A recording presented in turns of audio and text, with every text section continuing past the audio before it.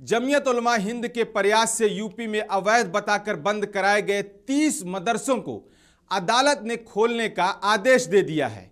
Allahabad high court की Lucknow bench ने जिला श्रावस्ती में बंद कराए गए 30 मदरसों को खोलने का आदेश दिया है। यह फैसला जस्टिस पंकज भाटिया की बेंच ने केस सुनने के बाद दिया। मदरसों की तरफ से इस केस की पैरवी जमीयत उलमा हिंद ने की है। जमीयत उलमा हिंद की तरफ से वकीलों की टीम में प्रशांत चंद्रा, राज सिंह, एडवोकेट अली मुईद थे। जमीयत उलमा हिंद के अध्यक्ष मौलाना महमूद मदनी ने अदालती फैसले का स्वागत करते हुए कहा कि यह फैसला मदरसों की हिफाजत के साथ न्याय और संविधान की जीत भी है।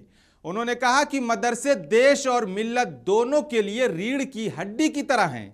ये संस्था गरीब बच्चों को मुफ्त शिक्षा प्रदान करती है और उनकी शख्सियत को निखारते हुए उन्हें अच्छा इंसान और जिम्मेदार नागरिक बनाते हैं।